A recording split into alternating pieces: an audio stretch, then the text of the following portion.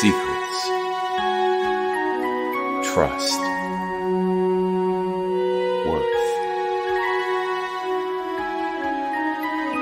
The bond between souls intertwined within otherworldly intrigue. Michaela Jade brings forth the Elite Warrior series, a collection of dark fantasy romance novels set in a twisted world where power lusts in the hearts of men and devotion seduces the souls of women.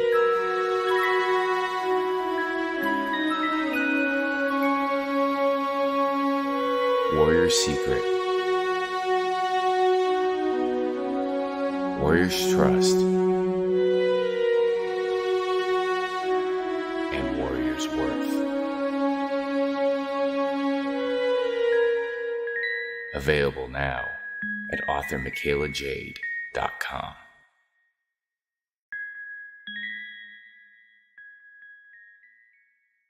Author Cindy Kep is writing on the edge. Books include Remnant in the Stars, The Loudest Actions, Lines of Succession, Mindstorm,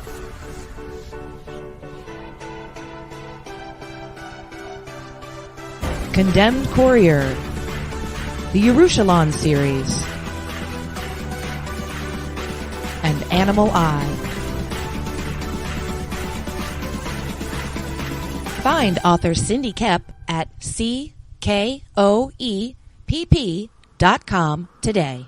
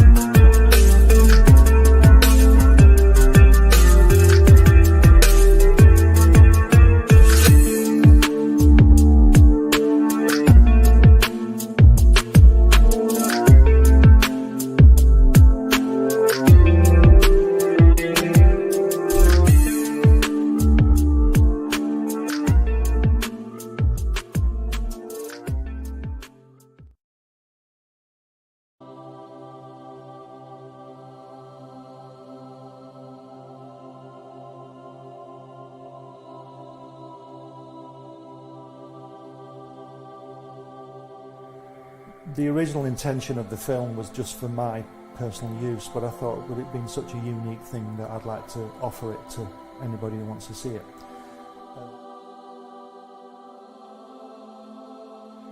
On the first visit, Jack took us into his another room, a separate room, and there were these brown parcels full of artwork piled up, and he said to me, "You draw like I do."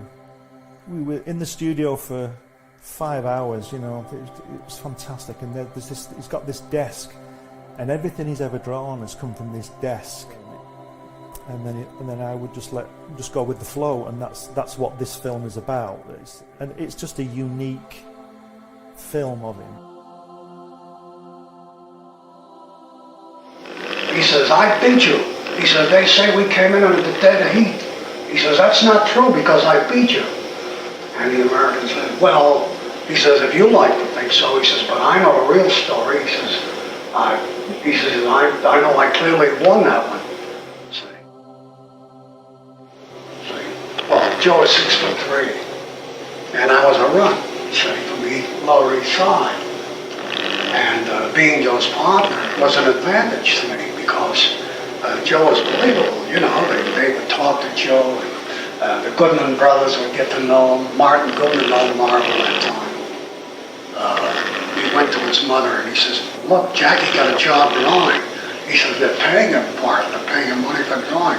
He says, "Suppose I go with Jackie," he says, "and he says, they'll pay me money." He says, "I'll draw and they'll pay me money." He said, "I'll give the money to you," which we did. We gave it all to our mothers. They called me from Nassau. You know, I lived in Long Island.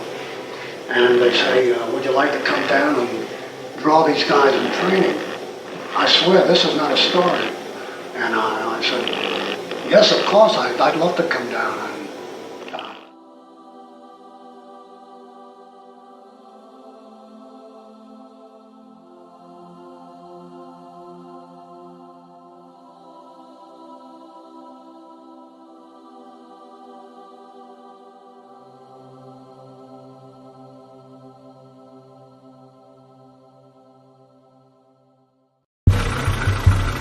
Nothing unusual about a 4 a.m. call to a back alley in downtown Kenton. A young woman lying pristine and unmarked on the cold, hard ground. I get to work quickly, but there's not much to go on here. No marks of any kind, no signs of struggle, just a dead Vic in the middle of an alley.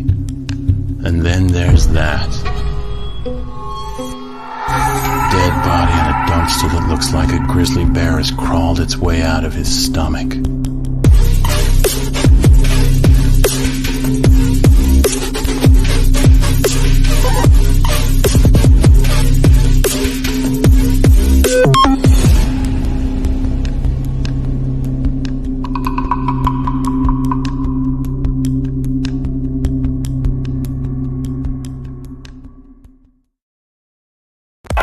There is another world.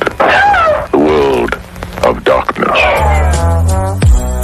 The world is rotten all around me. The stench and decay is present as these flesh eaters all surround me.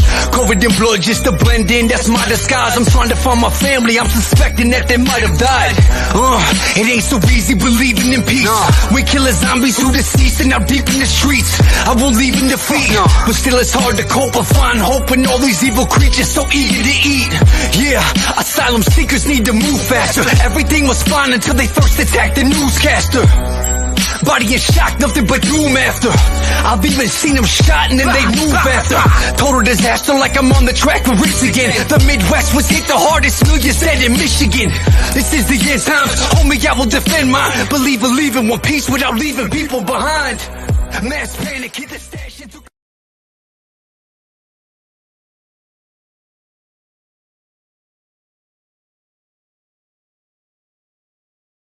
On pure speculation, just an educated guess, I'd say that man is alive.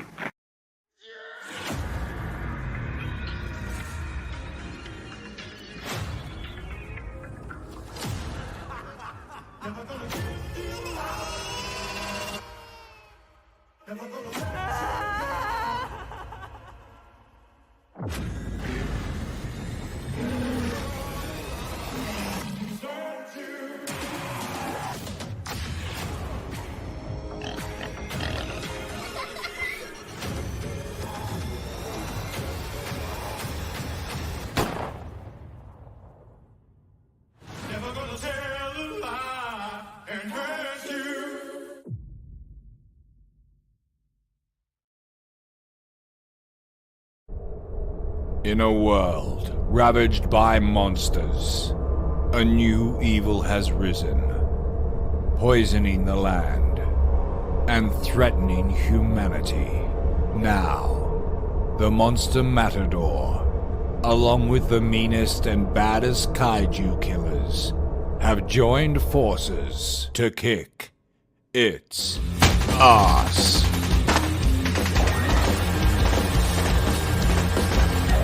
Monster Matador, Afropocalypse.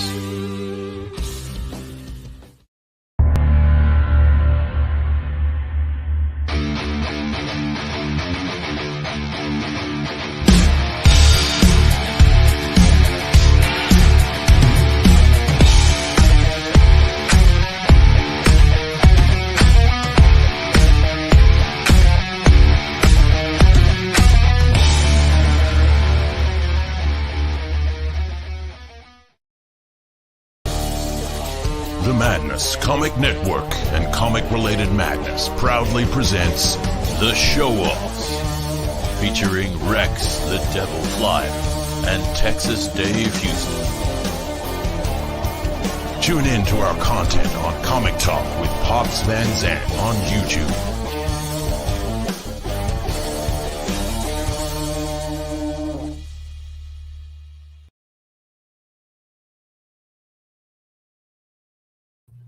What's up? What's up? What's up?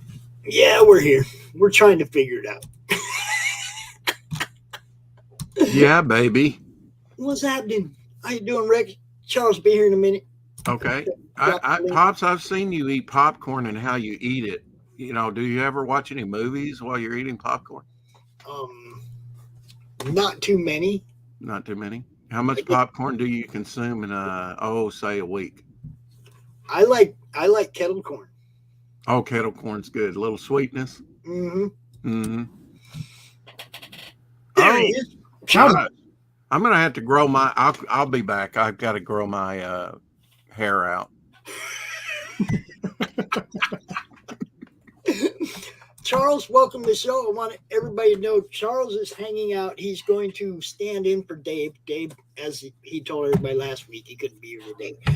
These guys are going to show off some Art Adams stuff. You guys are going to love it. John Byrne. I'm going to get out the way. And Art Adams, Charles, I want you to go ahead and introduce yourself, Charles. Let everybody know who you are and where you came from, because this is the first time you've been on the Madness Comic Network. Welcome. Thank you.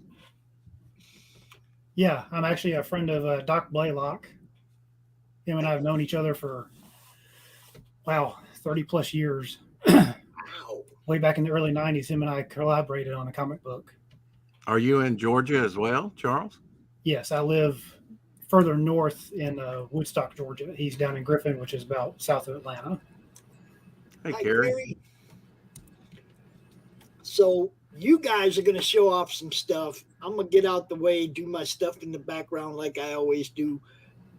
Rex, Charles, have a great show. I'll see Charles, you guys. Pop in whenever I see something relevant. You know how I do it. Charles, you lead off. I'm out. Yeah, who do you want to start with, John Byrne or Art Adams?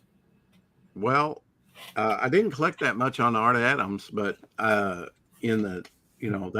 I had already been gathering up for John Byrne. I do have one nice, and I may have shown it on here before. I don't know, but this is 1987 unused T-shirt with Art Adams artwork on it. Oh, wow. So, yeah, I was going to show this first because this is kind of a good transition between both of them.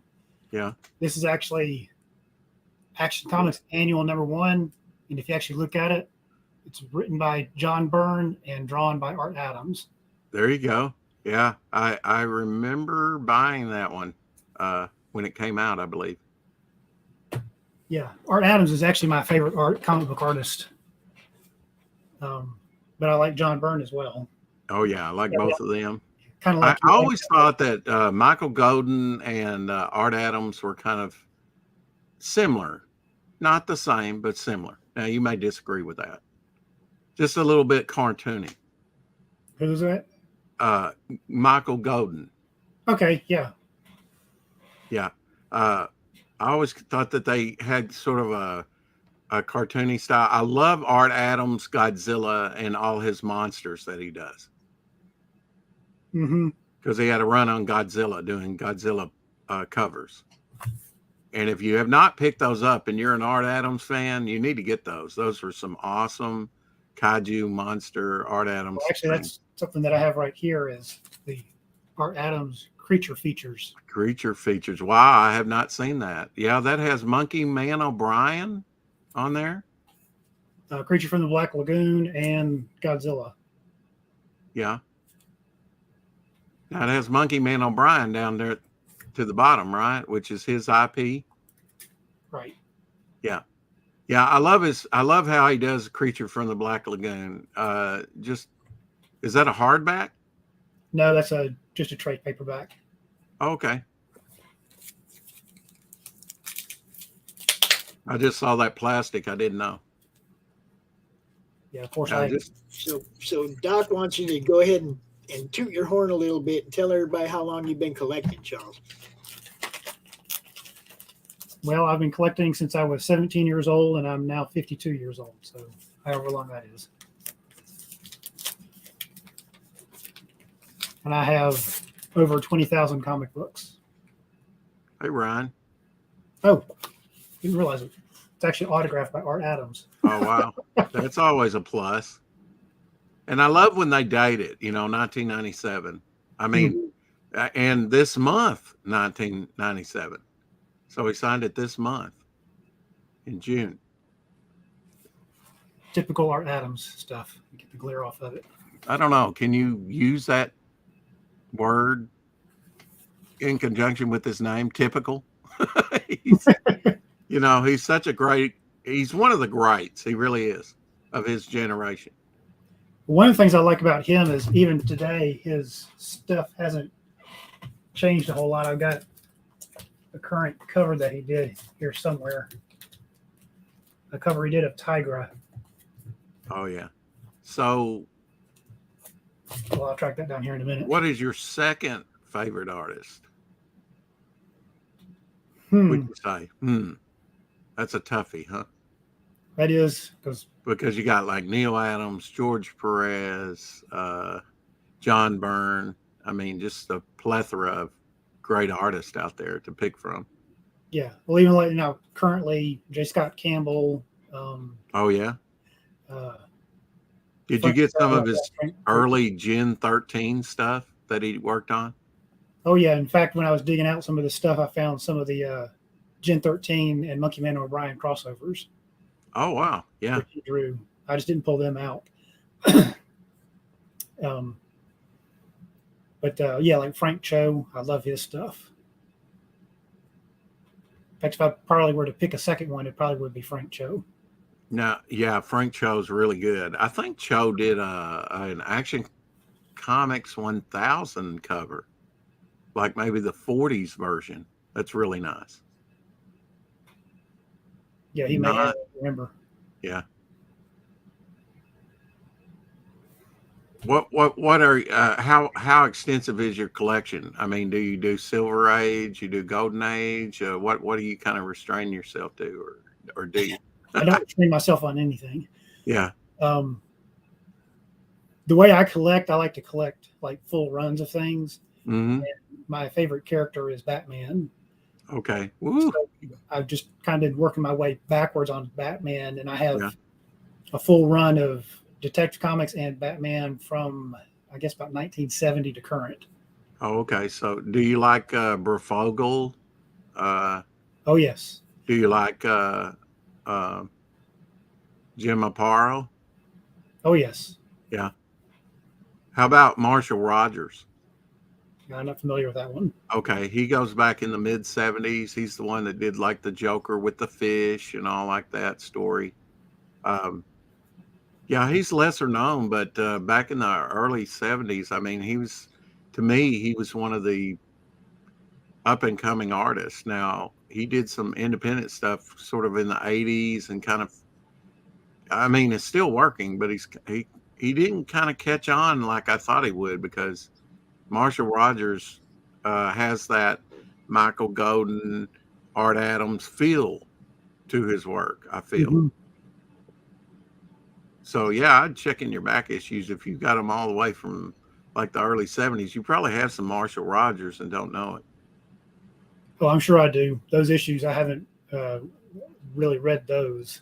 Right. In decades. So, I guess that answers my next question, which is, have you read all your books? Which I haven't.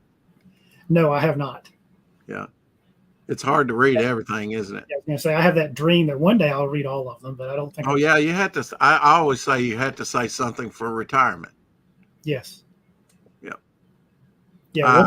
I'm like you. I like to complete like limited runs, or like when I ventured off into collecting Golden Age comics, I collected early the 1950s book called Young Men Comics. And the reason I picked that, I just basically got out the Overstreet Price Guide, and I assume you know what that is.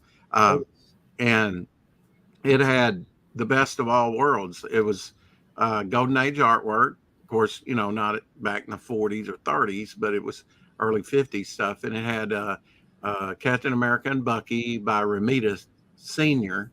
I actually had him sign some of those when I met him. And then it also had Toro and Human Torch, and it had Submariner. So it had the big three there of that time. And but there was only 5 books. So the first year I went to Chicago Comic-Con, I collected I was fortunate enough to get 4 of the 5. And then the next year I picked up the 5th. So, you know, then I have them all.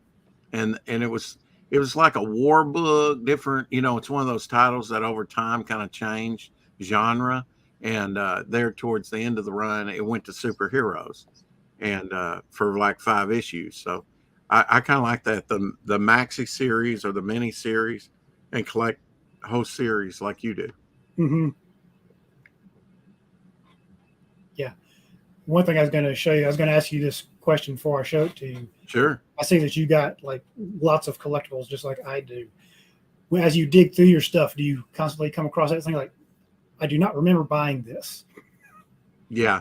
Yeah, I'll show you this one. Is that Disney World, Disney castles back there? What kind of castles you got back there? The one right here is Cinderella's castle. Okay. And on the other side, that's Elsa's castle. Okay. In Legos. Oh, in Legos. Okay, so you're a Legos kid.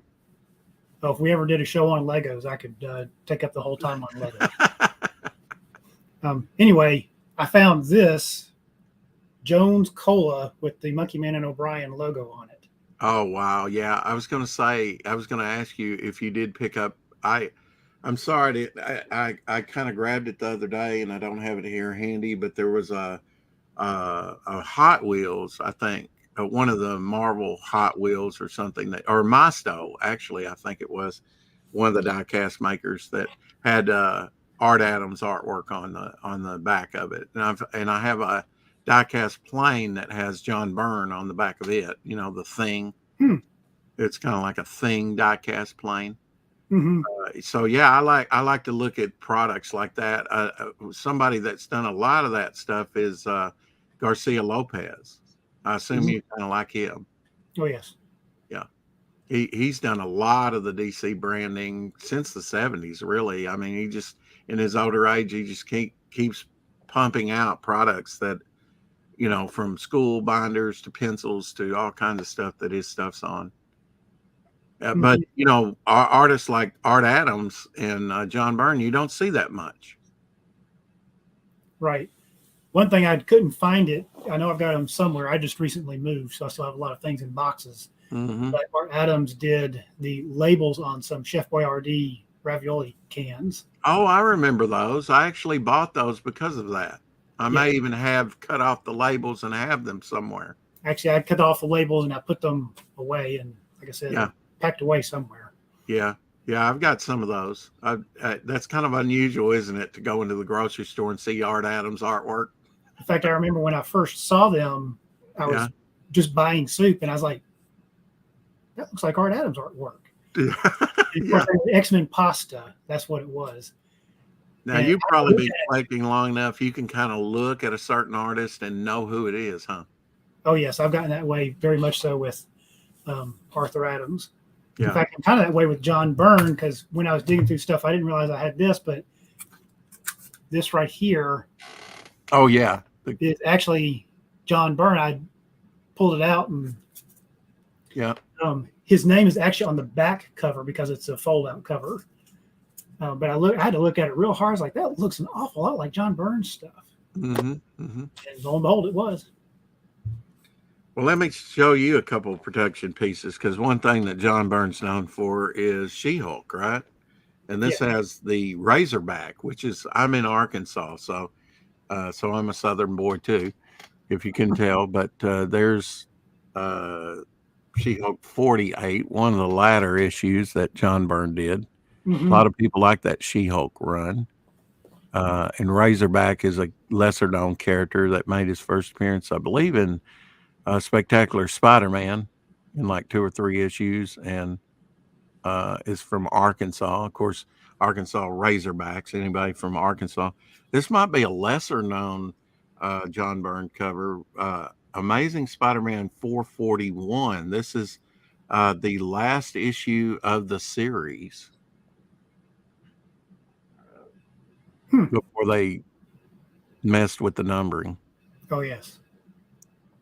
And I was unaware till I saw this piece and bought it that he had even done that.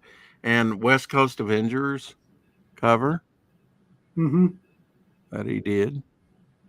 And I wish I could show it to you today, Charles, but you see these heads here, and then the head's up here. I don't know if any of these are John. Well, the Scarlet Witch is, but I used to own the heads, just a page of John Byrne heads, that they use in the Avengers and other books. Mm-hmm. And I know George Perez did that too. And here's a JLA cover done by him. Okay. Yeah, I probably have that. There's you some Batman. Yeah, that was the 10th Circle. That was this 95, so he did up to about 100 or so. And here's Iron Fist was some of his early work, number 12, page 11. Captain America laying there. And mm-hmm. And She-Hulk is actually one of my favorite characters. Mm-hmm. And the Sensational She-Hulk run with John Byrne is probably one of my favorite ones. I think that series was underrated when it was out. So let me ask you a trivia question. Okay. What would you say is the most expensive She-Hulk comic book out right now? Well, you'd almost have to say Savage She-Hulk #1, her first appearance. But that is what you would think. Yeah. I'm not talking about like according to Overstreet. Yeah. I just looked these up on eBay. Savage She-Hulk #1 right now is the biggest price I could find on that one was $185. Oh, that's too cheap. Yeah. This one is actually the most expensive She-Hulk comic book on eBay right now. Now that's a latter issue, isn't it? It's issue number 40. Pops, blow him up so we can see that if you would. There we go. Oh yeah, the one that's kind of scantily, yeah. Yeah. What's that going for? It's selling for upwards of $300 now on eBay. Wow. And what number is that? Issue number 40. 40. Okay. Yeah. I'd forgotten about those latter issues of Byrne there. Some of those are very expensive. Yeah. In fact, this particular one is one. They're not that old. I can understand with that one. Because that's a little racy, huh? Well, Disney has said that they are not going to reissue this one anymore in any kind of reprints. That's why. So that get the omnibus. Yeah. Which of course has that issue in it. So that that really, when somebody says that they're not going to reissue something, that really affects the value of stuff, doesn't it? It does. Or if the stuff has never been reprinted to begin with. Mm-hmm. What else you got there, brother? Well, this particular issue right here, I'll tell you. Like I told you, I had the run of She-Hulk, and this was the one issue that I was missing. So I was looking for it on eBay, and I didn't want to pay more than like $10 or $15 for it. And I kept getting into the bidding wars because the bids would start out like $2 or $3. Right. They were all getting up to around $100. I'm like, I'm not going to pay that much money for this comic book. Well, finally, one day, somebody had a buy it now on there for $40. Wow. I'm like, you know what? I'm going to go ahead and bite on it. Now, this was about 5 years ago. Uh-huh. And I'm glad that I bid on it then. Yeah. Because now, right, it's 6 times that to get that comic book. Yeah, with eBay, there's a couple techniques. Maybe somebody just starting out. If you do a search often enough, or you put, I know you can put a watch on, certain books, and if they come up, it'll notify you. Or buying in lots. Sometimes you'll get some gems that are in lots. Have you ever gotten some stuff that has the Mark Jeweler cards in them from the military? You know what I'm talking about? I know. I bought a lot, about a year or so ago of Incredible Hulks, and it was like, Al Milgrom covers and, kind of the 80s, early 80s books. And nearly every one, I think there was 11 Hulks I bought, and all but 3 were Mark Jeweler variants, which are a little bit higher price. And especially since they were only sold on military bases. They were only at military bases, and they're more limited. Okay, yeah, I know what you're talking about. And they're harder to get in good shape because, People didn't Soldiers take care of carried them. them around in their back pockets, man. They weren't collecting them. They didn't have room for a long box in their foot locker. They read them, passed them around. Right. Right.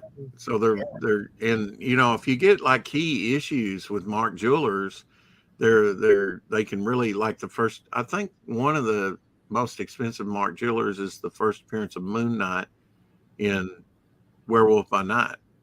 Mm-hmm.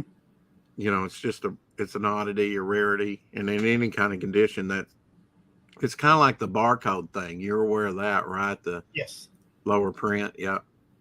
Yeah. I was talking about this last night, as a matter of fact, that 1986, the print run was half and half.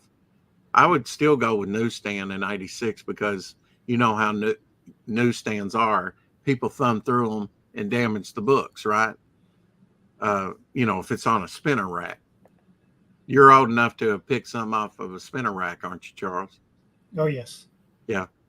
It's really sad, I almost get melancholy about it if I thought about it enough, that kids can't go into a pharmacy, into a grocery store, or some other thing like that and see comics the way they used to and be exposed to them like out of the blue and discover comics like I did as a kid. Yeah, I remember the days going to the convenience store and spinning that squeaky rack around. Yeah. And everything. And, yep. It was a lot of fun, wasn't it? It was an adventure, wasn't it? Because you never knew what you were going to come across. Although I do like the ease of completing collections now with the internet. Oh, sure. Something that I do miss about back then, when you had to drive around on All Creation to different comic book stores to find that one last issue you needed to complete a run. Yeah. Yeah. Now that's dedication. So would you say you're a nerd? Oh, yes. I claim that easily. Okay. What do you think about, while I have you on here, what do you think about the state of comics?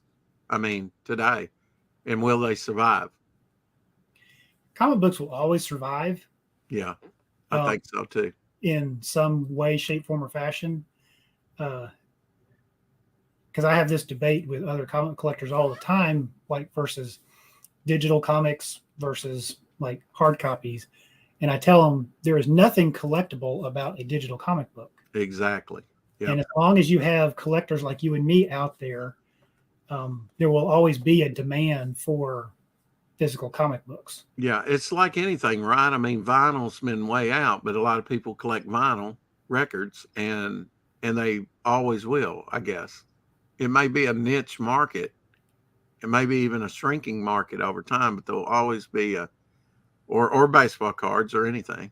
And it's about three things, isn't it, Charles? Condition, condition, condition. Amen. When you're talking about the value, now the pure joy is priceless when you get plugged in. Right. You wanna field that question that Doc put up there? Yeah, Moon Knight, actually it did see a jump in value, like on first appearances and some key appearances. Yeah. And of course, just like Disney does, anytime a new series is coming out, because they've done it with She-Hulk, she's about to have a new show coming out in August. So they relaunched her series. They relaunched Moon Knight when he had his series. So. Are you, speaking of Moon Knight, are you a Bill Sienkiewicz fan? Sienkiewicz, however you want to say his name. No, not really. Not really? Okay. I mean, I've seen some of his stuff that's okay, but his stuff is a little bit too wild for me, I guess you could say. Yeah. Have you checked his early stuff out? He was kind of a Neil Adams, started out with a Neil Adams style. Yes. It was more traditional. Stuff, yes. Yeah. I don't know if I have that Moon Knight book here. I may have put it back in the box, but there is a Moon Knight book you got to get, because it's one of those reissues from the early. It's like a Moon Knight special #2. Check that out. It's from like maybe 83. It has when he was kind of transitioning to more of that style that he did in like X-Force and all like that, but in the insides is his early stuff reprinted that is his Neil Adams style. And it really, I would say, just get that one for the story because it tells the story from the two principal characters, Moon Knight and Hulk. It'll tell the Moon Knight story first and then the Hulk story, and then they meet, at the end of both stories, and then it's concluded. It's kind of a unique read, really. It's one of the best comics I've ever read. So that is my recommendation. Let me show you a little bit more. Here's John Byrne. This is X Factor Annual number 4, page 7. Pops will make me big. Whoop. There we go. And one of my favorite characters with Jean Grey there, face down the water, the Beast. I don't know how clearly you can see that, but the Beast always. And it's interesting you said you were a Batman fan because it was Avengers 147 was the book that kind of got me collecting. And it had a Rich Buckler cover with George Perez and Vince Coletta artwork inside. And the Beast has his back turned to you. And, he has the hair up like this. And he kind of looked like Batman to me because he was blue, right? I remember thinking that as a kid. Here is West Coast Avengers number 56, page 10. Little Human Torch action. And here is from a harder to find book. It's Superman and Batman Generations, an Imaginary Tale, 1959 through 69. That was the title of it. That's a mouthful. Number 2, page 13, with Batman and Mr. Mxyzptlk. And here is a similar one that John Byrne did, Superman Batman Generations 1999, page 3, number 3, page 13. Little Brainiac and I guess Superwoman, I don't know, and Batman. I guess you like the X-Men, John Byrne X-Men? Oh, yeah. Of course, he did the Phoenix Saga back then, and one of the best comic book stories ever told. Yeah, the Death of the Phoenix. Here is Champions, because he did do the tail end of the Champions. This is number 14, page 16. Hercules, an Angel, Iceman. Of course, I don't think Ghost Rider's on here, but you have Rex is a huge Pez collector. Charles, it seems I remember you collected them in the 90s. No, I was not much of a Pez collector fan. Well, my first collection burned up in a fire. It was arson. The owner burned the place down and took my collection with it. About 16,000 comics. I'd been collecting since I started reading about 3rd grade, and anyway, I had to start over. So I said, "Well, what is collectible and cheap?" And I picked Pez, and Pez has been around since 1927, and so it's got a long legacy. Here's the last piece I'll show. This is from John Byrne's run on Fantastic Four, number 232, page 11. Human Torch going up against sort of a doppelganger Human Torch, and of course Mr. Fantastic there. What else you got, Charles? Well, actually, I was going to show you this one. A lot of people don't remember that John Byrne actually did a 3-year stint on Wonder Woman. And that is correct. Yeah, I just picked out this one particular one. And I have to be honest with you, I did not much care for his work on Wonder Woman. I like John Byrne. In fact, I think his Sensational She-Hulk run is probably some of the best stuff that he ever did. Why? Because of the comedic stuff that he put in? The fact that he wrote it, and I love the breaking of the fourth wall in it, and it was just, the comedic side of it. Do you think a book like that could go over good today? Yes. I think it's timeless, yes. Yeah. Hi, guys. Hello. I wanted to come out and embarrass Charles. Oh, my. When I first met Charles, he was very aloof. He didn't talk. He was very introverted, and he was working at a friend of mine's comic book store / bookstore. And I was like, damn it, he seems like a cool guy, why the hell is he giving me the cold shoulder? So I was determined that I was going to make him my friend. And I don't remember that guy's name that you were hanging with, Charles. What was that dude's name? Scott. Bill Yeah. Scott. Yeah, that dude hated my guts. So he told Charles, all this horrible bad stuff about me, and stay away from that dude. Half of it was true. Yeah, he did not speak well of you at all. Yeah. But then Charles and I ended up being neighbors out on this country road and hanging out. And the next thing I know, he's the best man at my next wedding. And we've been friends ever since. Now, was that your last wedding, Doc? I'm not sure what number it was, Rex. It was like, yeah, number 3. It was like eating peanuts. Once I started, I couldn't stop. How many times have you been married now? All of them. 13 times? All of them. Listen. All of them. It was how long were you married? All day. All day. But I would the night. I would go over to Charles's house, and I was like, "Oh my God, look at all this neat stuff." I don't know. Do you still have all the Star Trek ships and stuff, Charles? Oh yes. Yeah, have you built those into Legos? No, I don't have any. They've never done any of the Star Trek ones in Legos. Have they not? Really? Wow. I know they've done some Star Wars, haven't they? There was they've done a lot of Star Wars. I have a bunch of Star Wars ones. Yeah. I don't remember the name of the company, but there was a company that did do the Enterprise. It's like a fake Lego company. Yeah, yeah. Not Playmobil, but it was something else. But it wasn't. Was it officially licensed? Yes. Yeah, Okay. it was Duplo, wasn't it? No, Duplo was Lego. Oh, okay. My bad. Well, I noticed you have a few Funko Pops back there. Yeah, I've got a lot more than that. They're just not out here right now. Yeah. Yeah. Did you hear that? Did you hear that, Charles? He said, "Back air." That is so Georgia, Rex. God bless you. Back air, y'all come on back air. I reckon you're right, Doc. I reckon. Y'all come back now. Hey, Charles, you're definitely from the South. I have never asked Charles this question, Rex, but you remember when we had, I had to revoke Fanta's Southern card for putting sugar on grits, which is an abomination before the Lord. I think she was saying sugar on rice, though, wasn't she? No, she said and sugar on rice. Mm-hmm. But she brought up a banana sandwich with mayo.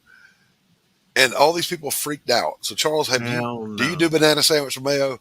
No, hell no. I don't do banana sandwich, period. Jesus. Really? I'm sorry. I'm fine with the banana, but the mayo? That's because you don't like mayo, though. I don't like mayo. And, Charles, I'm coming up there and taking your Southern card away from you. That's because I don't eat banana sandwiches?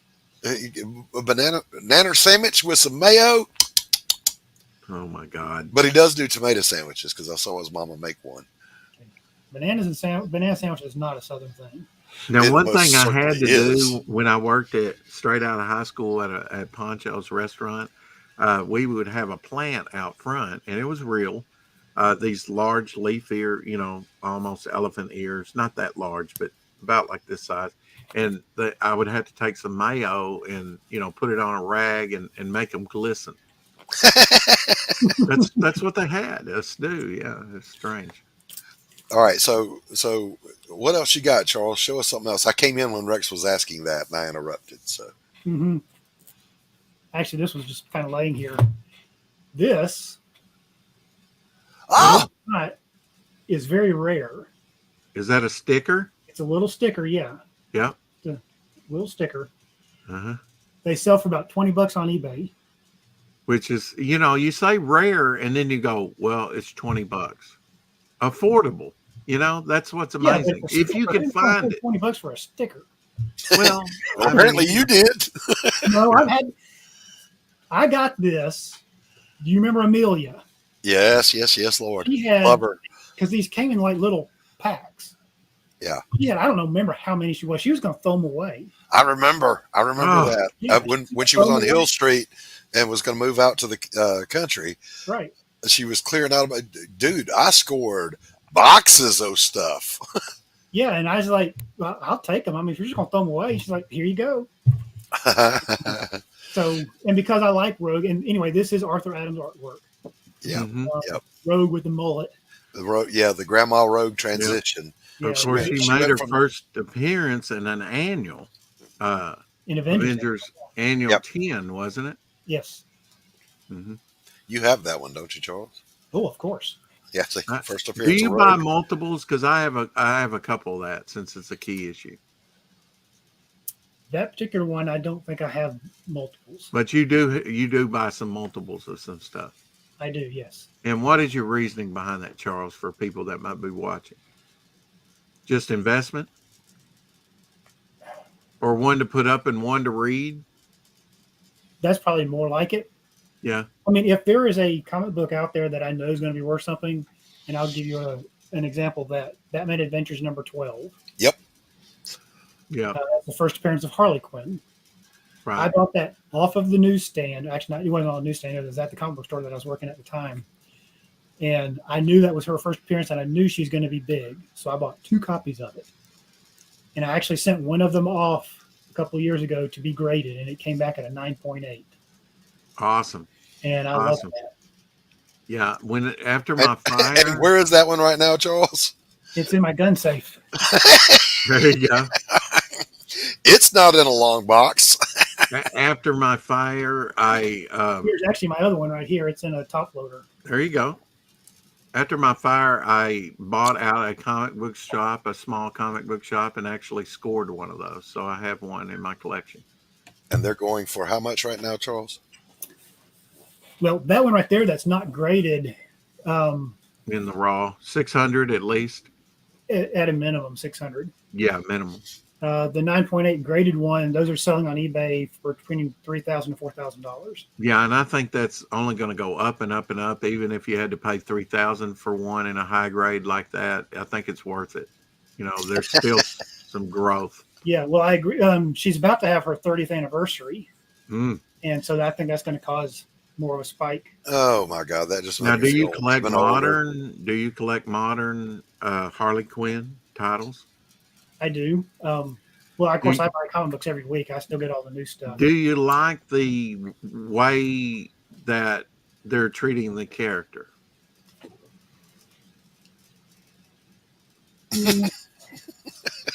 When it's just a story about her fighting people and stuff like that, it's okay. But when they start getting into all the homosexual stuff. Yeah, with Poison Ivy and all that. Well, just last week, the DC Pride special came out. Oh, yeah. And it did have one of the covers. That's another thing that's right now that I don't like about comic books is every single comic book has at least 3 or 4 different covers. Yeah. One of the covers was of her and Poison Ivy, and it was actually a pretty nice cover. I don't remember who the artist was, but I started flipping through it, and I saw Superboy kissing his boyfriend. I'm like, no, out of principle, I can't buy this. So you talked to me earlier about the state of comic books right now. That's one of the problems that I have with, especially Marvel and DC right now, is they're pushing this agenda on everybody. Well, about a year ago when they were relaunching Milestone, you know, all the black characters like Static and Icon and Hardwire and Hardware, I guess his name is. Weren't those originally Malibu? No. No, they're DC under their own moniker, Milestone. They came out in the early 90s originally. Yeah. I remember them. I just didn't remember which. Most of the original creators have passed away, and now they've decided to reissue, you know, or to, I don't even know if they're still around on, you know, current comics, but I got like all 5 #1 issues that came out, and I was looking at them in the comic store. I opened up one, and it had protesters, you know, with Black Lives Matter, and I put them all back. You know, they lost money because I said, you know, do I want to read this in 30 years? Right. I mean, there's current affairs like, you know, I have a production piece that's a Sergeant Rock cover that deals with racism on the cover. It's a Joe Kubert cover. And it's war, although it's World War II instead of Vietnam, and those are 2 of the big issues of that define the 1960s. Yep. I think you can be prescient with something and timely with something and tell a universal message. But when you've got an ulterior motive and agenda, and it's just propaganda, it's propaganda there at that point, you know. I collected Sergeant Rock and Nick Fury and the Howling Commandos. I Mhm. love those World War II comics. And do you remember that in the back of the Nick Fury ones, they'd always have a little, like a 2 or 3 page historical Yeah. story illustrated Oh in the yeah. back? Or show you the hardware they use, like a Yeah. tank or a Yep. plane. Yep. That, I mean, and who can do that today, Doc? I mean, who Right. has the knowledge to do that? Exactly. You I know, remember or that's where I learned about the one jet powered kamikaze that Japan produced. mhm. And I forget the name of it now. I'll have to look it up. But it was in the back of a Nick Fury book, and I was just blown away. I was like, "Oh, I never knew that." And I'm a huge World War II buff. Hey, So Pale Rider. Yeah, I did have a question for Charles, but I'll also point it to you, Doc, too. You can answer this too if you want to. Are there any artists you dislike and hate yes, that have been established? I mean, yes, for a while. yes. I mean, if you mention a lot of newer artists, you lost me. But Yeah, no, I haven't collected a comic book since the '90s when I was working in comics. Charles knows, and I've told this story before. My collection got stolen. I was like, "Screw it! I'm not starting back up again." Because the habit is like cocaine, man. It just keeps getting more and more and more. What was it? maybe not so much today. Guns I'd N' buy Roses back said. issues. Guns N' Roses said I used to do a little bit, a little wouldn't do it, so the little got more and more. That Well, was me collecting. do you not get like trade paperbacks of like the classic stuff we've talked about, like George I haven't Perez? gotten anything since Oh, the '90s. Doc. Oh, But Doc. to answer your question, Okay. Charles is probably going to laugh when I say this, and I'm going to catch some hate for saying this. The obvious one is Liefeld. He's a joke. I've always despised his artwork. He's a good designer. He designs some good characters, but I hated his art. And Charles, was it Pratt or Platt? Stephen Platt. Mm-hmm. Yeah, Stephen Platt. Yeah, his art was the pizza with everything on it, 1,000 tick marks on every face, little expended rounds flying through the air on every panel, the gritted teeth. I couldn't stand that shit. And you like to keep it simple. I like clean. George Mhm. Perez, Neil Adams, John Byrne. Mm-hmm. Mm-hmm. How about you, Charles? And I'm not opposed to like Frank Miller's heavy-handed inking. I like that too. I just don't like this mediocre drawing with 1,000 tick marks on it trying to make it look better. Yeah.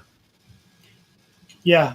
One thing I'll say about like Rob Liefeld, I think, of course, his stuff for the longest time has been garbage. But I actually liked his stuff when he was doing New Mutants.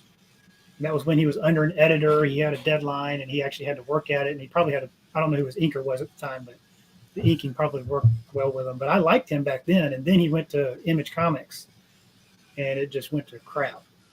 Yeah. And then, of course, he's a jerk, too, in real life. Yeah. So that kind of adds to it. I noticed him doing a lot of, or at least a year ago or so, I noticed he was doing a lot of covers for Marvel, like variant covers. Have you seen some of that stuff, Charles? Yes, I don't like any of it. Yeah. His infamous Captain America cover. Sweet Jesus. What a barf. That will go down in history, I think, as the worst cover in history. Like I mentioned, the She-Hulk line came out, or is coming out now. The main covers are done by a woman by the name of Jen Bartel. Yeah. I love her stuff. In fact, Doc, you probably like hers because her stuff is very clean. I've seen some, yeah. Anyway, with the first issue, one of the issues was done by Rob Liefeld. Oh, Lord. And it pictured She-Hulk in the background with Deadpool in the front. Well, the perspective was so off that if you just assume that She-Hulk is 7 feet tall, which most of her stats say that she's that tall, that would have made Deadpool would have been like 4 feet tall. Yeah, yeah. So the perspective was way off. And then, I mean, Doc, you talk about just like adding too many lines and tick marks, and that's what Rob Liefeld does too. I can't. Yeah, yeah. But another artist that he's been around for a while and he's doing stuff now. He's actually doing Amazing Spider-Man right now, but it's John Romita Jr. I can't stand his stuff. I love John Romita Jr. I hear that a lot. I like Romita Jr. I do. I hear that out of a lot of Have you collectors. seen his newest stuff that he's doing now? I have not seen anything since he did Man Without Fear, which was one of my favorite collections Okay, ever. I don't think you would like his stuff now. It's not good. Okay, but we got to agree on the Man He's Without kind of Fear. went more blocky, hasn't he? Yeah, he's very chunky. Yeah. Now, did you like his early stuff, Charles? Like when he was doing Iron Man in the 70s and the X-Men run when he, after John Byrne Yeah, and all actually, I that? do remember. I don't remember the Iron Man stuff, but the X-Men stuff, I remember not hating it Yeah. back then. Yeah, I'll be honest though, I like Senior better. You know. Oh, yeah, I think most people do. How about you, Charles? Do you like John Romita Sr.? Yes, I do. Yeah, but that's one of the things that I like about Arthur Adams is his style really hasn't changed. Yeah. Yeah, it's very now clean. Yeah, I don't think J. Scott Campbell, you mentioned him earlier, his style has not really changed that much either, would you say? I would agree. Yeah. And then another artist is Mark Bagley.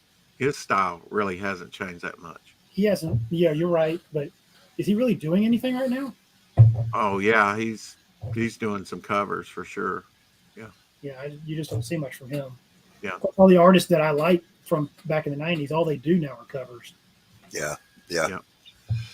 Do you think that that's part of the system that they're kind of aging out, that they, that they can't afford them to do like sequential art, so they have them do covers? I guess so. I mean, like with Arthur Adams and Monkey Man and O'Brien, of course, if you actually think about the body of work for Monkey Man and O'Brien, it's very small. Yeah. And the main storyline that he did with that, it ends on a cliffhanger, and he never finished it. That's one thing that I would like to ask him is why didn't he finish it, and why doesn't he resurrect Monkey Man and O'Brien now? Because and if not, how does it end? Tell me. One thing that I was going to tell y'all is I actually did meet Adams at Dragon Con. Oh, awesome. And he is not a nice guy. I've never met him. I've never met him. He's one that I have the old adage, don't meet your heroes. Yeah. I kind of wish I had never met him because he obviously did not want to be there. He did not want to talk to his fans. He was having a bad day. Well, he was having a bad day with everybody. He was a little constipated. It was uncomfortable. Or maybe his mother died. I don't know. You never know, right? Although I would think if his mother died, he's not going to be at a convention, right? No. I think he was just constipated. There are some arrogant SOBs out there. Listen, I got this from him, an original sketch. There you go. So you met him and you got an original sketch? I did, yeah. And who is that? Arthur Adams. No, I mean the character. Oh, the character. Yeah, that's O'Brien and O'Brien. Okay. Yeah. Awesome. Speaking of like some of the best art I remember coming out of the 90s was, of course, Todd McFarlane. However, I even had a letter published in Wizard about this, that was the most egotistical, self-centered son of a bitch. And it was so ironic to me that he had a column called Ego. Everybody's got opinions. Well, I mean, hell's bells, man. If there's anything that describes Todd McFarlane, it's ego. He was talking about, he would write articles and refer to himself in the third person. And, Todd McFarlane's going to defend Rob Liefeld if no one else will. Yeah, now he has really exaggerated his art, like the Hulk. I mean, he's like one that his artwork has changed a lot. Yeah. Yeah. He was actually, I probably liked him more than Art Adams back. Didn't Art Adams do Long Shot, the miniseries back in the 80s? Actually, that was his very first work. Yep. Long Shot. Mm-hmm. Yeah, I was trying to pull that out, but I didn't have time to find it in my collection because my collection. That with Art Adams, my Art Adams is sadly I don't have as much as I would like in my collection because he's done some phenomenal things. Like I said, that Godzilla run was just wonderful. I think he likes to do monsters. Oh, I would agree with that. I'll ask you another trivia question about that Long Shot series. What famous artist who went to be with Image was his inker on that book? Mark Silvestri. No. Shit. Ratio. Really? Yes. Huh. Oh, speaking of which, Pale Rider says, I like Michael Bancroft art in the Lucent, and then he dropped the link. I told Charles he's agreed in spirit to do this. I'm going to have him on my show one day, Rex, and I'll probably have you on too. And we're going to go look at Indiegogo campaigns and kind of quote unquote shop from the eyes of a person, because Charles isn't up to speed on CG as much and the indie comics movement. So I want to expose him to some of that and see what he thinks of these different projects, especially things like Lucent, which is amazing. Pale Rider, looking good. There's so many. I'm going to forget one. Sin Killer, and my friends in CG are going to bash me now because I can't off the top of my head think of it. But we're going to go look at them. And the question is going to be, well, Charles, would you buy this or not if it was in the comic book store? Yeah, and it's kind of hard. I mean, the good thing is with the campaigns, you see covers, maybe variant cover, and you get to see some of the interior pages on the campaign. So you kind of get to thumb through it without having it physically there in your hand. Yeah. Hey, Charles, you're not pulling out Assassinate 7 or 8, are you? I am not. Okay, thank God. The statue that I was going to show y'all. Okay. Is it new? No, I've actually had this one for a long time. Okay, I heard the unpacking happening there. So is it true, Charles, that you would be a millionaire today if you had not become a collector? I'm poor because of comic books. And maybe you are, but it's all in real estate, right? All those extra copies and things you bought. Exactly. Yeah, I mean, it takes a fortune really for long boxes and Mylars and boards and bags. Being a collector and sells all that, he's going to be a millionaire. There you go. Yep. What you got for us, Charles? This is the Monkey Man and O'Brien statue.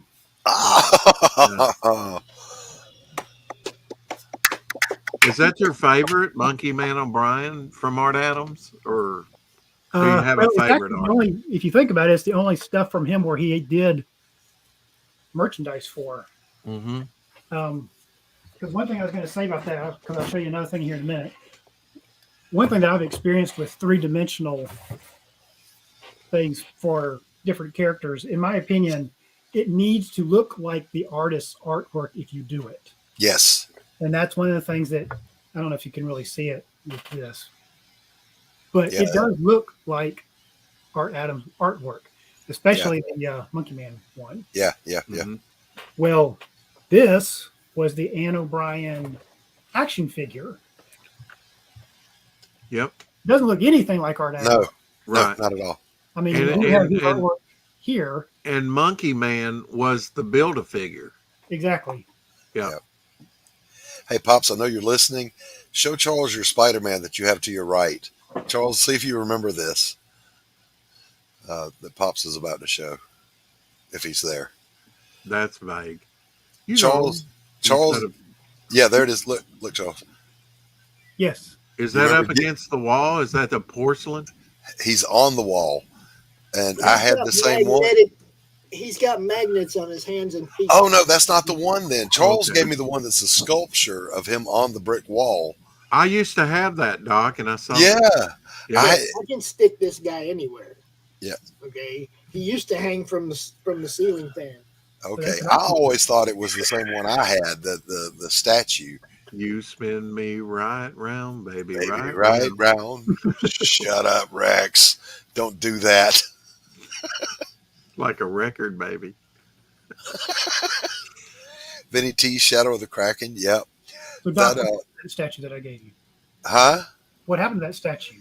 Remember when I got robbed and that certain comic book dealer bought my collection that we both know? Part of that? Yep.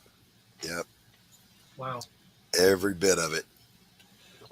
I wanted to curb stomp his big bucket head.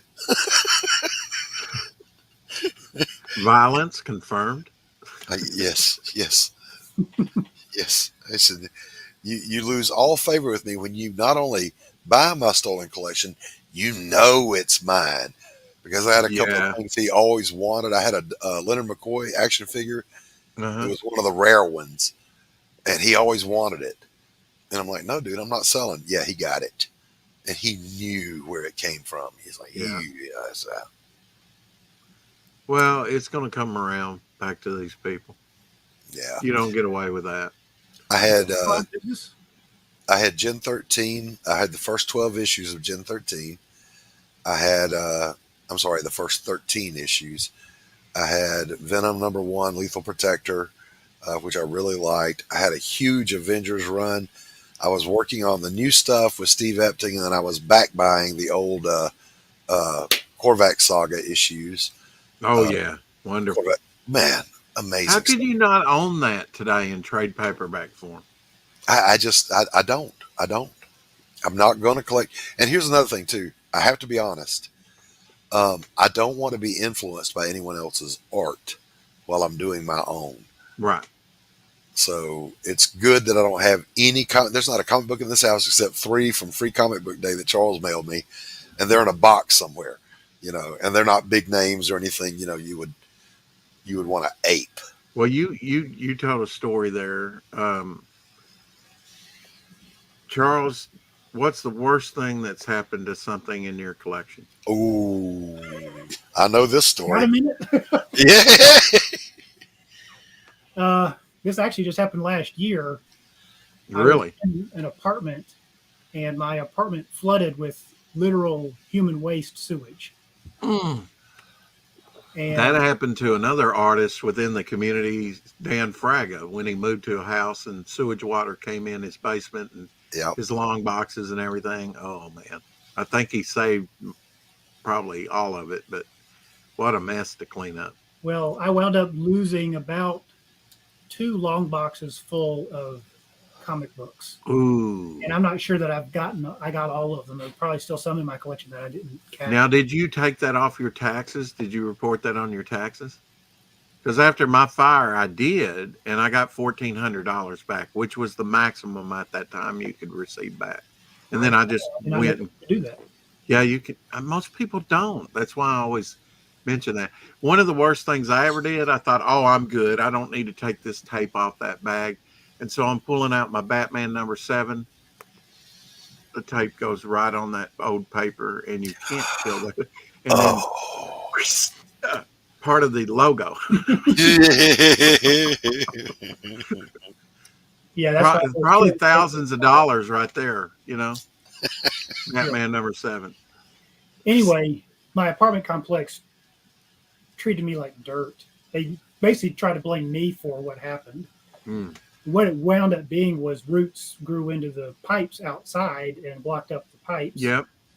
And especially if you have a silver leaf maple, they're notorious for that. Anyway, so I lost, like I said, I lost several comics. Probably the most expensive one that I lost was my X-Men '94. Ooh. Yeah, have you replaced it yet? I have not. Yeah. It's hard to replace something like that, isn't it? It is. Do you have 180, 181, 182 of Incredible Hulk? Nope. Never had those. Yeah. I bought 180, which in my opinion is his first appearance. Okay. They say cameo, and I bought like just a lower grade good. And I'm glad I did because, it skyrocketed up to about $80. I was fortunate to get one for about $15. I said, it's time to get one for this issue's unreachable. And now it's a lot more, just in lower grade, but, and, things like, what do you think about like ads, like there were some ads, for like that key issue. Is that warranted with collectors of driving the value up just for an ad? You mean like an ad for the first appearance of the character, or? Yeah, or something like that, advertising. Yeah. And sometimes the ads are the first appearance, in my opinion. Like Black Lightning, he was in an ad in the mid '70s before the book came out. Yeah, I used to collect Black Lightning. I sure did. Loved that. I guess book. you could kind of look at it that way, because like I know the black suit of Spider-Man Mm-hmm. His actual first appearance was in Marvel Age. That kind of comic book. Yeah, and that's kind of debatable. I've got a comic book journal or something like that. I actually didn't buy it for that, but I'm flipping through it, and it's one of the early. That, I mean, when it comes to the black costume, that was in several different books for about 2 years before he actually came out in the costume. So there's a lot of pre-black costumes out there scattered in about, 5 or 6 different periodicals or comics. And each one of them going up in value. I bought this particular, I think it's Comic Book Journal, because it had Kanigher on there with Joe Kubert and Irv Novak and all those war ones, and I was interested in reading more about Kanigher, the writer, and it just happened to have that, and now it's a key issue, because it's just that little bitty black costume Spider-Man in there. It's Well, guys, I'm going to bounce and leave it with you. Rex, let's wait until tomorrow because I still don't have that third page finished yet. Okay. So I will text you or PM you, and then you just give me a call and we'll hook up. Great. I've got your phone number. I'll just call you. All right. Charles, you know where to find me. Yeah. See you around, pal. All right. How we going? We're old school, like telephone.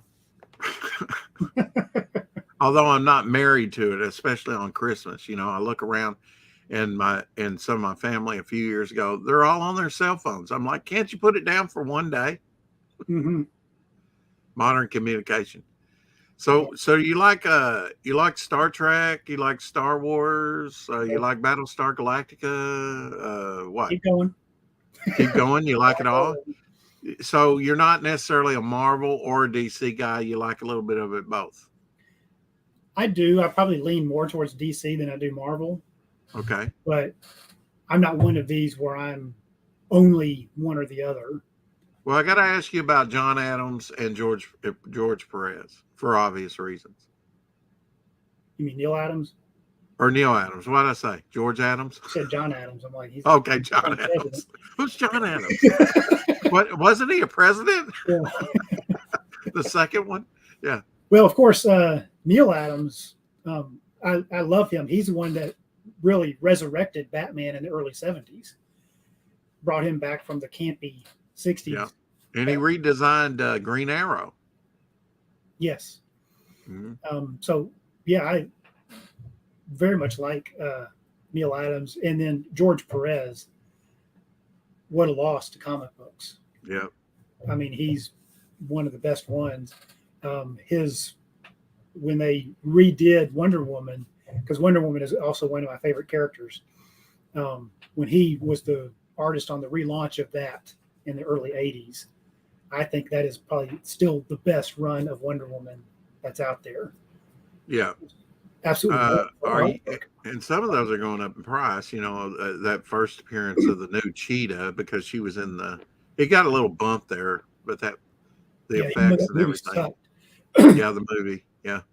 It's amazing at this stage that they're doing bad CG in movies. Oh, I agree. Yeah, it's just lazy. I think comics. Have you seen the trailer for She-Hulk? No. That's been one of the criticisms of it, is the CG and CGI in that wasn't that great. Mm-hmm. I actually prefer. Now, I do have a few and did collect maybe the first issue and maybe read. I'm one of these that I guess I'm anal about it.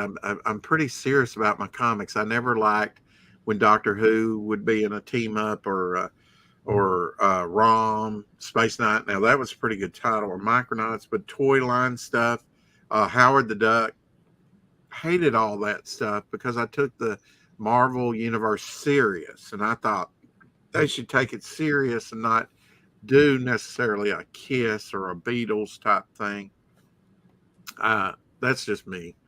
I do appreciate the stuff now, and there are some artists I've kind of come around to appreciate, like Steve Ditko, which I didn't care for at the time, but I've studied and see some of his other stuff that he's done, and appreciate him a little bit more than I do today. Same way with Gene Colan, which we'll probably talk about next week. Are there any artists like that you didn't much appreciate when you were younger, but you kind of have softened a little on now? Or are you pretty much like, no, I've hated them and I've always hated them? Early on, I was never a fan of Jack Kirby's artwork. But now that I've gotten older, I do appreciate what he did back then a lot more than I did when I was younger, a lot more immature. Yeah. I can remember some of those early Avengers. I was kind of disappointed when I got a Kirby cover instead of like a George Perez or something like that, because I was more into that. What we got, Pops? You gonna strip for us? He's doing a little dance. We're gonna do a little comic related unboxing. Okay. Because do you know Heroinberg? Hangs out on RJ show. No, I don't think so. For RJ, for Don Chin. But he's got a book or a series that's also like episodic. Okay. YouTube shows too. I don't think I completed my thought, so let me complete my thought, Charles, just real quick. I prefer the 25 issue run of the Savage She-Hulk. I wish they would have kept her savage. Yeah. Instead of being more of a superhero in the Fantastic Four with a costume and everything like that. Yeah, I actually got the whole run of Savage She-Hulk, and I did like that series. I like the fact that with She-Hulk, they did not make her big and stupid like the Hulk. Yep. She wasn't out of control. And there was a love affair. Mike Vosberg did 3 to 25, and John Buscema did the first 2 issues, which I wish John Buscema could have done the whole thing because I love his savage look of women. Mm-hmm. Just the savagery. I think it's in the eyes, the way he does the eyes. So anyway, you guys know I win stuff on Don Chin show all the time. Oh yeah. And I also won Joe Sontag Ashcan the other night too. Oh, cool! On Apex's channel, but is it the goaded? Is it the goaded? Don't drop it, Pops. I won this last week on Don Chin show. Oh, I've seen that book. Yeah. Oh, that's not the right guy. This guy. Heroinberg. Mm-hmm. And you can see there's some of the actual, the look of the actual actresses that do the episodes. Oh, that's right. Yeah, they go to conventions like that, don't they? Yeah, and they do, like you say, it's actual YouTube episodes of the comic. It's cool. So little cosplay action. I couldn't get a hold of him to have him come out and do a unboxing with me, but since I wanted to show Charles here just a little bit of what. So if you throw it in the floor like that, can we say that's like the Dropbox edition or what? I don't know. It's number 2. Oh, it's 1 and 2. See, we got number 1. Okay, there you go. Is there 2 books? Yeah, I thought it looked pretty thick. There, number 1 and number 2. All right. Guess I'd better go ahead and pull them out so you can see them, huh? What's your favorite team book, Charles, while he does that? Team book? Team. Oh, X-Men. Okay. Yeah. Did you like the new Teen Titans? I do have some of those issues. I think all the ones I have are the George Perez ones. Yeah. But it wasn't one that I really followed all that closely. Uh-huh. Number 1. Who's your favorite inker? No, I couldn't say. I don't really pay much attention to inkers. Okay. Because I started with probably John Byrne on that X-Men run with Terry Austin. He's probably my favorite inker, Terry Austin. Although Joe Rubenstein's good. There's... What is that, Pops? Is that like a promo card or... It could be a sticker. I think it might be a sticker. A large sticker? Wow, that's a pretty big sticker. Well, I mean, Yeah. Big sticker for big women. Oh, there we go again. One in the other book too. Okay. Little hidden gems in the book. There you go. And interior art, whatnot. Mm-hmm. Now I got more books to read. Rex. That stack over there is growing. Yeah. I'm gonna have to get to work on that. But yeah, I'll never finish reading all my collection, probably. You can find this guy in the chat on Peter Sametti's show, on Don Chin's show, on RJ's show. Check him out, man. You guys are gonna like this stuff. I'm gonna find out for sure, and then I'll let you know. But remember, that's only my opinion. Doesn't mean shit. Charles, do you? I'm assuming you don't have your own YouTube channel, do you? I do have a YouTube channel. It's not comic book related. Okay. But it's called Tall, Skinny, Long-Haired Jesus Freak. Okay. So is it?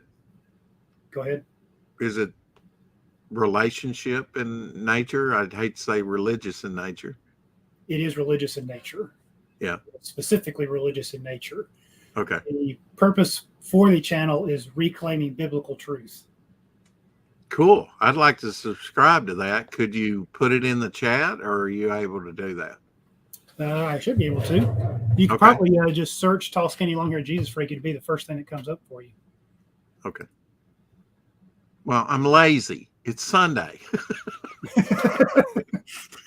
It's a day of rest, Charles. And I'll go ahead and drop the link to my channel as well. And to my ashcan, black and white ashcan that I currently have on Indiegogo too, because I know that's what Pops likes us to do, and I don't advertise enough as it is. So there we go. There's the ashcan, and then I have to find my channel here.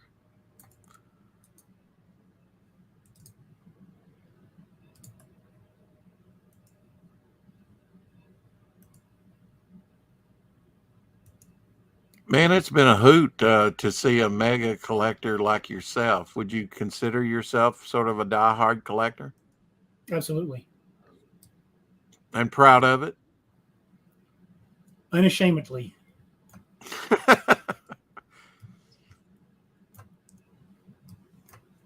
It's not letting me put in comments. Well, now you can't do it on StreamYard. You have to go to YouTube and do it. Drop it. So you have to open up like another YouTube thing and get on the thing to do it. Go to YouTube channel, say something in the chat so I can give you a wrench, and then you can drop your link any show. Oh, that too. Show, yeah, I forget. Say something in the chat so I can. You have to get a wrench. Yeah. And you can drop your link any show. Oh, that too. Yeah, I forget. Say something in the chat so I can. You have to get a wrench. Yeah. And you can drop your link any show. Oh, that too. Yeah, I forget. And you have to mute your YouTube. Yeah. You can drop your link any show. So that there's not an echo. And you have to mute your YouTube. Yeah. You can drop your link so that there's not an echo.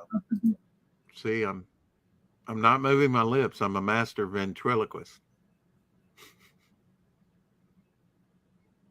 Yeah, I just muted you. Tall, skinny, long-haired Jesus freak. Wow. Is that self-descriptive? It is.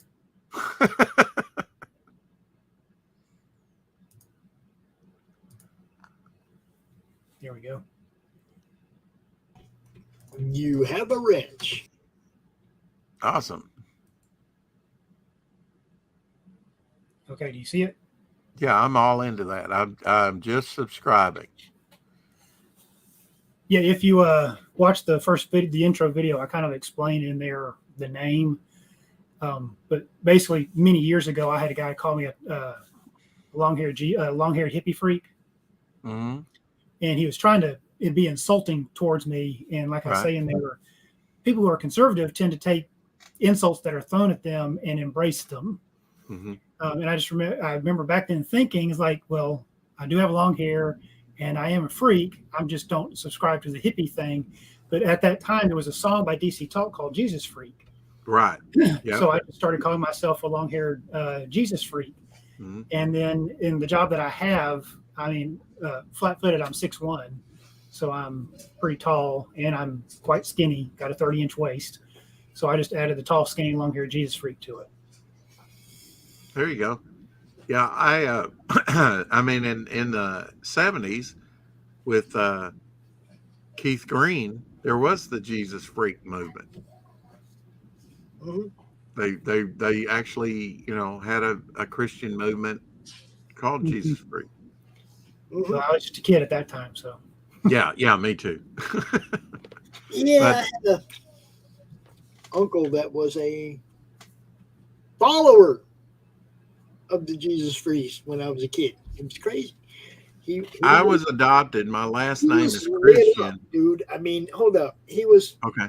he smoked a lot of weed too. Okay. But he was very lit up and animated about who he was and what he was about. And it was like, yeah, all right. that dude's going to heaven. He's going to kick the freaking door in, you know. It's like, anyway, keep an eye on the time, bro. You know you got a show to do. Oh yeah, I'm kind of, you know, watching. Yeah, I do a 4:00 shadow show, Charles, every day. We, you know, comics, collectibles, you name it. We cover a little bit of it all. And At 4 o'clock, you missed it. well, 4:00 Central Oh. Time. I'm in Arkansas. Oh, okay. So yeah, we have a little time to talk on the show offs on Sundays, and then maybe a little bit prep time for the show if I've not already done it, and then I do my show, which I've got to say, you know, it's been taking off lately, and I hope you'll check it out sometime. Oh, yes. Like I say, I like to carry, you know, unusual things. Do you have any errors like double covers, triple covers? Do you have something do you buy errors when you see them? It depends on what it is. I'm trying to remember the name of it. It wasn't Pitt, but it was a Del Keown comic book that he did before he did Pitt. And I remember I found one that had a double cover. Wow. But that's It's the nice only that one that I you have. brought that up, Doc, or Rex, because I just asked Rini if I could get one of the damaged books as well as the first edition. I want one of those imprinted books because how many are going to be in circulation? Right. How many? You know? Right. Oh, well, now maybe more because I said something. You think she'll send you one? I don't think she wants them out there. No, I don't think she has a problem with it. I sent her a message. We've been talking back and forth, just waiting for her to send me her PayPal so I can send her a little bit more money. Okay. Yeah, it is a little bit of CG history. You know, she was very upset that her books weren't printed right. You know, she was about 100 short of fulfilling perfect book for everybody. It was like a little triangle imprint or something on some of the covers. And which is a quality control issue. And she got to run around with the, you know, oh, they won't mind. You know, to me, yeah, I was always, especially when I had my comic shop in 82 and 83, of the condition of books. I was always cognizant of that. I wanted to get the nicest look one on the stands.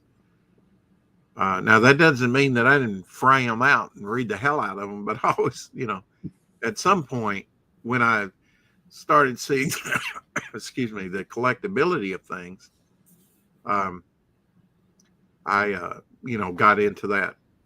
Man, near mint. And some of these books, like good condition, you can give me a good condition, but like one that survived my fire, very few did, is this Tales of Suspense. And I bought it for like $2 back in probably 1982, 83, lower condition, but still not, you know, readable, you know, and it's like the 5th appearance of Iron Man. And this is, you know, in this grade, it's probably $50 book all day long, you know, on the low side. Yeah, I did that with, I forget the issue number, but it's the first appearance of Poison Ivy, Detective Comics. Many years ago, I found it dirt cheap. Yep. And it's not a horrible copy. I mean, it's pretty ragged out, but it's complete at least. Well, I don't know about you, but I've went down to buying coverless comics. I mean, in some cases, my mindset has changed on that, about collecting things. I mean, whereas when I was younger, it was all about condition, and I don't want a book like this, but apparently, even in the early 80s, and this was like I had $2 left, and they had a bunch of these Tales of Suspense in lower grades, and I just picked one of the better lower grades, and to get rid of the $2, and glad I still have it though. Mm-hmm. Good memory. Well, my thing with buying back issues of comic books, especially the older they get, it needs to be complete and readable. Yeah. So I do prefer them to have the cover. I don't go for a coverless. Right. A lot of, I don't blame people not to, Right. But, so I will definitely accept a lower grade comic book just so I can complete a run. Mm-hmm. As like a filler, and then you might get a better copy later on. You got to have a placeholder. You might be able to trade up in right. Edition. Eventually, I have it for your collection. Find one at a good price, I might, buy it. But as long as I have that complete run, I'm good with it. And especially the older they get, like I said with Batman and Detective Comics, I got them actually Wonder Woman too, all the way back to about 1970. It's really hard to find comic books back then that are in really good shape, and when you do, they're really expensive. Yeah. So I'll go ahead and buy a lower grade copy just to have it.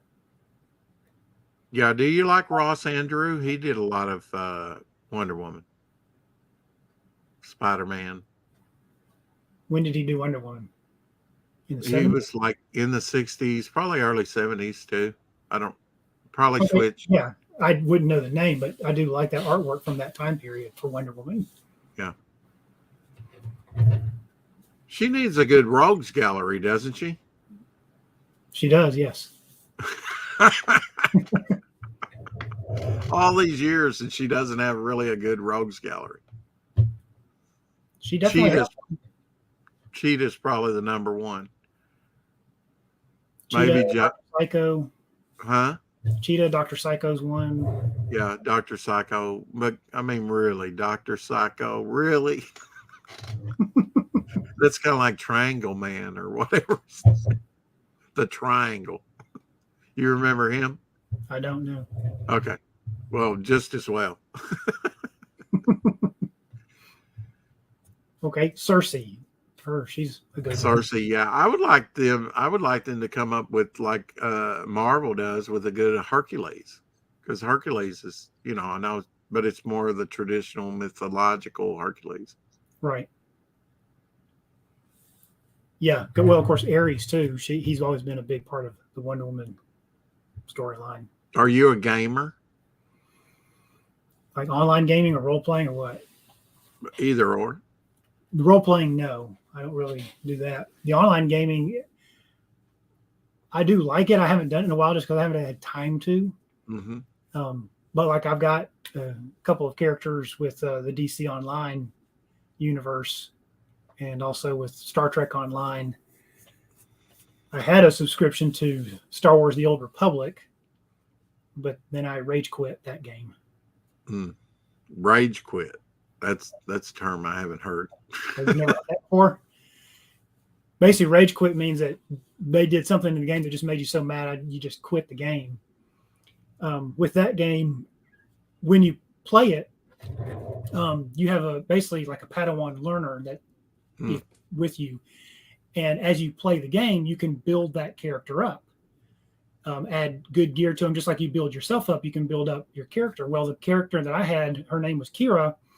And her ability was to heal you during a fight. It was very good.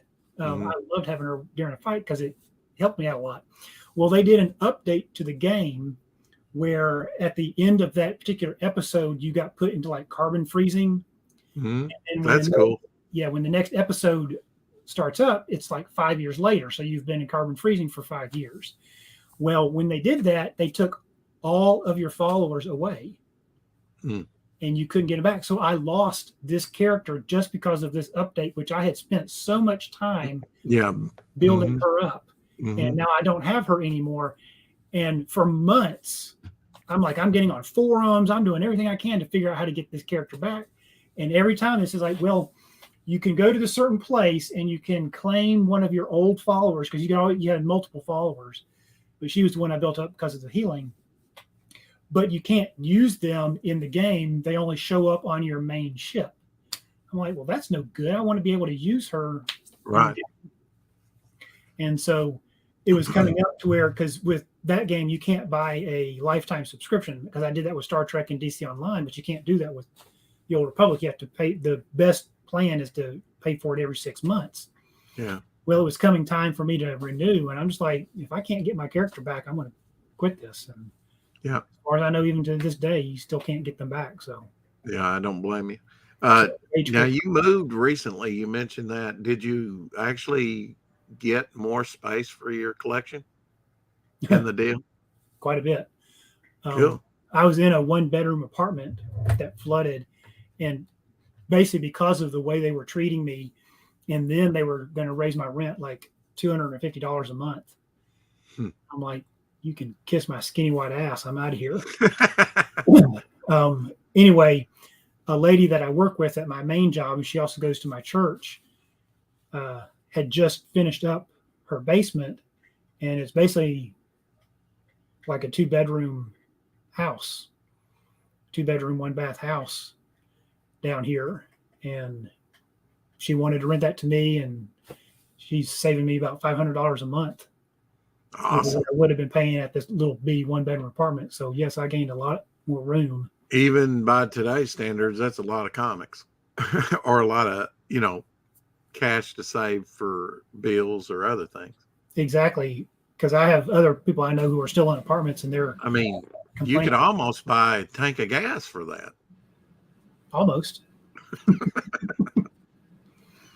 Maybe about 3/4. Yeah. Has your comic collecting shrank because of the economy yet? No. Because you mentioned a pull list. No, it really hasn't. That's the one area where I still buy what I want to buy. Yeah, you're going to go down, aren't you? And maybe a few things that you're not really that hot on, but you buy them anyway? No. No? Every now and then, if it looks like it's going to be a really popular comic book, I might buy the first issue of it, and try it out. But if I don't like it, I don't continue to buy it, except for, like I said, the Batman, Wonder Woman. Because I want to continue those runs. Yeah. I'll buy them even if they're not good stories. Here's a question I've never asked, and I don't know if many collectors think about this. What's going to happen to your collection after you're gone? Well, I'll probably leave it to my brother, since I'm not married and don't have any kids. Yeah. Yeah, when you're single, you have a little bit more flexibility, don't you, to Amen to that. do what you want. Yeah, and he's not so much. I tried getting him into comic books when he was younger, but he didn't quite get into it. But yeah, I'll probably just leave it to him, and he can do whatever. Is there something he does collect? Not right now, no. Yeah. He is married and has 2 kids, so. Yeah, that makes a difference. I collect kids, and yeah. Yeah, that'll hit the paycheck real quick. Right. The pocketbook, yeah. Well, I want to thank you for, and Pops for, you being on, Charles, and Pops for having us again. I think it was a really great show. I hope you can join us again sometime. Absolutely. Yeah, man, anytime one of these guys can't show up, I'm going to need a stand-in. And his skinny white boy ass can stand in. Maybe. If we haven't ran him off by now. I'm glad to meet you, Charles. Glad to meet y'all too. I enjoyed this. Yeah. I always love talking about comic books. Yeah. I don't know how you put up with Doc, but I'll leave that up. I'm glad to hear that he's had a friend so I have one also, and I have shown this before. I've got to show it again just because it's here. And do you like here's a Gil Kane. We talked about Gil Kane last. Do you like Gil Kane? I do. Okay. Not one that I've ever particularly followed, but yeah. Mm-hmm. Okay. Yeah, a good friend of mine gave this to me, a one-of-a-kind item, the color guide to Avengers #4. Oh, wow. It's an acetate. They do make them out of paper as well. First appearance of Captain America. Some of that bad Jack Kirby artwork you were talking about. Mm-hmm. Just the different layering for the color guide. It's kind of the reintroduction of Captain America, yeah. Yeah. Yeah, in the Silver Age. Yeah, of course, Jack Kirby, who did the artwork, created him back in 1940 with Joe Simon. Mm-hmm. But that was actually given to me. So, you know, a good friend is a good friend. Indeed. Yeah, I have a lot in my collection that was just given to me. Can you say the same? No. No? I did it all myself? Pretty much. Okay. Most of what I have, I've purchased myself. And I never met a friend that would pay for my habit. I got you. My dad actually has a box of comic books that he had back in the 40s. Would you say collecting's addictive? Oh, absolutely. Okay. And on that, Pops, I guess we'll leave. What was the first thing you collected, Charles, real quick? I collected rocks. The first thing that I collected, it probably was comic books. That's when I really started collecting stuff. And what age was that? I was 17 years old. Oh, 17. You guys started late. Right. If I ever do this again, I'll pull out the very first comic book I ever remember having. And I got it when I was 5 years old. And it's Amazing Spider-Man. I got hit in the head with it in kindergarten. But anyway, the first comic book that I bought as a collector was actually Green Arrow #2. And they just happened to have issue #1. So I bought that one a week later. But I loved the Mike Grell artwork that was in that. Okay. I was going to ask you about Mike Grell earlier and just didn't bring it up. But yeah, there's Dave, who's usually in here. He's on holiday. What's up, Dave? At least he comes in on holiday and says hi. Yeah, well, yeah, he popped in at the end of the show. I like that. Yeah. Well, thanks, guys. Good show, Dave. You have to go back and watch. I got to go get ready for my show. Yes, you do. All righty. Hope you can join us. Yes. Thanks for coming out. Thanks for watching, sharing, back, and retweeting all that stuff that you guys do to make this show seen. We appreciate you. Dave, I'll see you next week, buddy. Rex, I'll see you next week, buddy. Charles, I hope to see you soon, man. Okay. Thanks for coming out. Thanks for standing in. We appreciate you, brother. Okay. Great to meet you. Mm-hmm. And I got a video from Tom earlier that we got a new one. I'm going to play it. A couple other ones on my way out. You guys have a great day. Cool. There is another world. The world of darkness. The world is rotting all around me. The stench and decay is present as these flesh eaters all surround me. Covered in blood just to blend in, that's my disguise. I'm trying to find my family, I'm suspecting that they might have died. It ain't so easy believing in peace. We kill zombies who deceased and now deep in the streets. I won't leave in defeat, but still it's hard to cope or find hope when all these evil creatures so eager to eat. Yeah, asylum seekers need to move faster. Everything was fine until they first attacked the newscaster. Body in shock, nothing but doom after. I've even seen them shot and then they move after. Total disaster like I'm on the track with Rich again. The Midwest was hit the hardest, millions dead in Michigan. This is the end times, homie, I will defend mine. Believe in one piece without leaving people behind. Mass panic, hit the stash into... Yeah, look, yeah. Shout out to my man Tom Rapka. Yeah, everybody involved with making the comic. Look, Nick Natoli, yeah, death dwells. Death dwells, this is Death Dwells. Shadow Time Rapka, baby, this is Death Dwells. Death dwells, this is Death Dwells.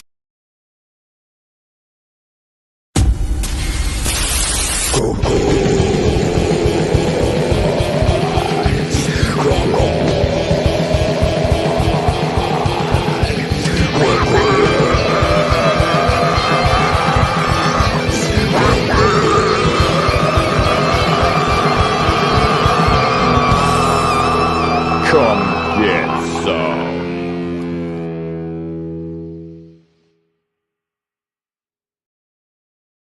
Comic Books for Kids provides comic books to kids in hospitals and cancer centers across the U.S. It's a place where we can all work together to make sure every child has a comic book. 100% of all proceeds go towards the kids. It's about making a difference, and while they're in the hospital, allowing them to fly like a superhero, battle dragons, or rescue teddy bears. We are in every state in the country and now support over 160 hospitals. Every month, we add more.